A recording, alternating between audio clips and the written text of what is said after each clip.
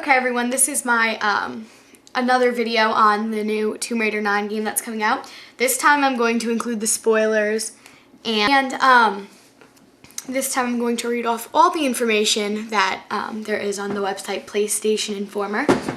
First, let me just show you the cover or well, this piece of art or whatever it is. Notice on the bow it says Lara Croft Reborn. Just go back. It shows Lara all bloodied and cut up. And that's gonna be fun. Woo! Okay. Now, I'll show you the pages after I'm done reading them. I'm only gonna read a couple of them that I find, the most interesting. And this one I'm just really gonna read the spoilers about. Yeah, I'm getting to the storyline part. This is it, okay. Lara comes after the shipwreck in the most traumatic way. The nothingness that engulfed her is first broken by the sound of something heavy dragging across wet sediment, punctuated by soft groaning and the dripping of water. The blackness yields to the hazy imagery of a poorly lit room. Just as Lara begins to regain her senses, the world shifts off kick, followed by the sound of rope protesting as it is pulled taut. Lara regains consciousness with a gasp, her chin visibly trembling before panic overtakes her. She finds herself imprisoned inside a canvas sack, suspended upside down from a lofty height above a cavern floor, only her head exposed. Lara Croft is naked, in a figurative sense. She has no tools or weapons at her disposal. Dangling beside her is another captive, one who has already died. Drawing motivation from her fear, Lara begins to struggle with aid from the player, able to do little more than sway back and forth. "I can't die like this," she protests on the edge of hysteria. As she builds momentum, Lara crashes into the sack next to her, unintentionally lighting it on fire from a sea of candles. The deceased inhabitant drops to the floor below. This small string of actions is Crystal's way of introducing the player to Tomb Raider physics-based world that establishes a vocabulary of tools that Lara can exploit to help her survive. Lara knows an obvious truth: cloth and rope burn. If she can do the unthinkable, there is a way to get her out of her plight. "This is going to hurt," she mutters to herself, swinging until her own restraints ignite. Lara screams as flames engulf her and braces for the free fall to the floor below. Lara Croft is no longer the epitome of grace. The camera slows to a crawl, anticipating her arrival from the perspective of the floor. A metal spike comes to focus on the foreground. As foreshadowed, Lara lands on her back, the object skewering her side. Another scream erupts from her wrenched lips. The echoing outburst gives way to incoherent muttering as the player must aid Lara in pulling the spike from her side. The screen flashes as the spike pulls free, and all sound is drowned out by Lara's frantic heartbeat. With the object discarded, she stands up wearily, shows the full extent of her condition. Mud cakes her face, arms, and chest, with only sweat and tears exposing small rivets of bare skin. Her hair is pulled back but disheveled. Her rugged pants are soaked and covered in grime. Blood clearly marks the spike's entrance and exit wound on Lara's gray top. Another noteworthy detail about her appearance is what's missing, however. A Lara Croft without twin pistols is an unconventional sight.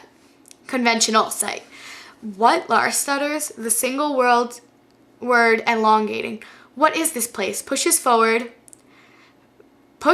by fear and adrenaline, the player navigates Lara through the cave's narrow corridors, searching for a way out of the desperate situation. The serpentine walls give way to a large room lit by candles, but the warning claustrophobia does little to elevate tension. A human corpse is strung up in front of a sacrificial altar. The most unnerving realization is that the body is still fresh, that was the first page. It gets continued. Unlike the skeletal companions perched amongst treasury from a variety of cultures and centuries past. "God, no. What did he do to you?" Lara questions the lifeless form, barely lucid from pain. Alarmed by the sound of footsteps, Lara lets loose an expletive before picking up a torch from the wall and presses on. She doesn't give the relics that litter the room a second glance. Lara is focused on survival. Professional curiosity will have to wait. A weave of cloth and debris obstructs Lara's path, and from prior experience, the player knows the torch will burn it away. A similar case is cause and effect. By passing through the veil of water, Lara loses her flame. After relighting her torch in an again, the words are blurred. Lara drops to her knees to crawl through a narrow tunnel, only to find her legs ripped from under her as a man, one of the scavenger natives to the underground dwelling, grabs her from behind. While the player struggles to regain her footing, the mysterious figure tries to calm her with reassurances. Stop, stop. Shh, he echoes. Help, help, I'm trying to help. If you give in and cease the struggle, the deranged man will pin Lara to the ground before plunging a makeshift blade into her chest, his free hand closing her lifeless eyes and continuing to coo softly into her ear. Next to nothing has been revealed about these antagonists or their motivations, but Lara was right to be wary. These foes aren't simple beasts. They are conniving creatures and the embodiment of the island's hostility. Again. If the player wards off the attacker, Lara escapes the small space just as it caves in, putting distance between her and the pursuer. The prospect of moving forward isn't any more attractive than sticking around, as Lara must now navigate through a flooded corridor, hosting only a small pocket of air, holding her head in an extreme angle to secure oxygen and preserve her fire. She loses her footing every few steps, dunking down below the surface and emerging with a panicked gasp. The camera work here is cinematic. Intentionally poised behind Lara so we can see her anxious face every time she looks back to ensure that she wasn't being followed. Drawn to an expansive room by the sound of breaking waves, Lara is introduced to a franchise staple, what would be frantically described as a puzzle. Puzzle isn't the best way to characterize these challenges, however, as Crystal Dynamics' prime directive is to interpret all core mechanisms through a lens of survival. The main philosophy of Tomb Raider is to take the key action adventure pillars that all games in the genre are held up and to put them through our filter of survival and action, explains lead designer Daniel Neuberger. Survival being thematic and having some gameplay implications, and action being of the overall pacing and tone. As a result, these survival escapes are less contrived than traditional puzzles scenarios.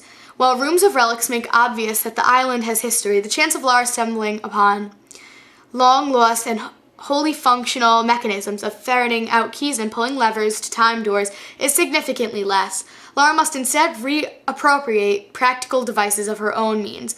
The scavenger's den seems to have a purpose, a space for natives to sift through flotsam and jetsam for usable items carried in with the tide. A light source indicates an exit from the seaside cave, but it's blockaded by a row of explosive barrows. The quickest exit would be light one of the barrows on fire with her torch, but in such a confined space, the consequences would most likely include death. Lara has alternate means of lighting the barrows, however, this is a dynamic world. Neuberger continues, we are living by the rules of real world even though it's unreal situation. We live by fire, water, and physics. Lara has to be smart, resourceful, and solve her way out of these various survival challenges we put in front of her. The room is cluttered with large objects and small objects, including many buoyant cloth-covered crates. Lara could light the crates on fire and let the escaping tide pull them toward the barrels, but she quickly discovers a waterfall along the path that would extinguish her traveling torches.